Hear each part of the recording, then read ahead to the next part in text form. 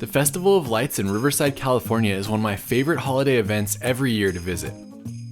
I've been going and making videos on it for over a decade, and I still wanted to share a video from this year even though it's a lot different. All this information is from when I went to visit on December 1st, and here's a short video of what it's like in 2020.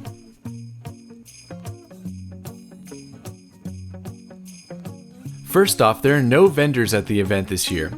Where you would normally see churro shops, photos with Santa, and even an ice rink, the streets are now wide and empty. Normally this would all be vendors, and there was an ice skating rink a few years ago, but at least there is some outdoor seating for some of the restaurants here if you want to get a bite to eat. These shots show restaurants operating outside, but I believe with the new governor's orders, they're all takeout now. If you go visit, please buy something from one of the restaurants, as they're definitely struggling right now, and I'll leave a link to some of my favorites in the description.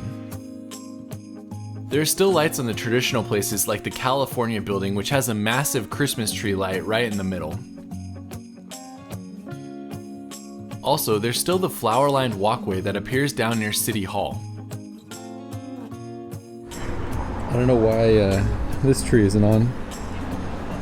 Normally down in this section they would have Santa or some vendors, and then down there's usually like a stage, and there was even a Ferris wheel one year. But that's what we got this year. This is a perfect picture of 2020 COVID test site with the Festival of Lights behind it.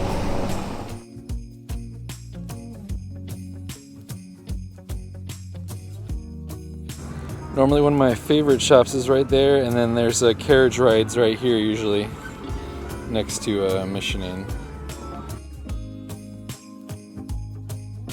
Continuing to walk down the Main Street pedestrian walkway past Mission Inn Avenue, you'll see some flowers hanging in the trees and a few presents on display there.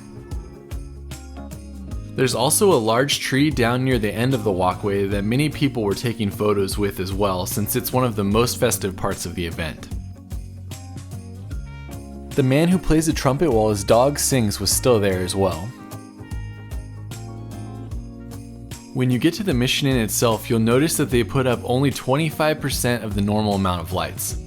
While it's still pretty impressive from the front, all of the lights around the sides and back are not up. This is the side of the Mission Inn. Normally all of the palm trees are lit up right here, and then normally it's wrapped around the entire building, but it looks like it stops right there, and then there's nothing on the back or the back side.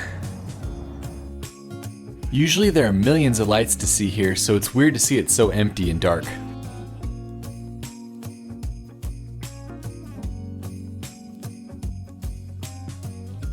You can still get some pretty impressive views from the front of the hotel though if you're walking or driving by.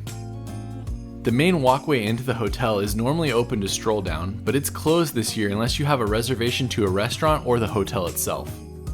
If you have a reservation to one of those, it's pretty cool to walk down the walkway and enter the hotel to see the large tree they have in the lobby and the gingerbread house on display.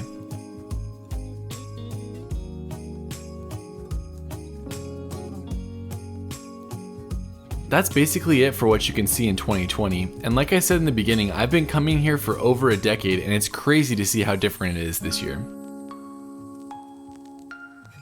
I'm glad the lights are still up in the front of the hotel though, and I can't wait for 2021 when it'll hopefully be back to normal.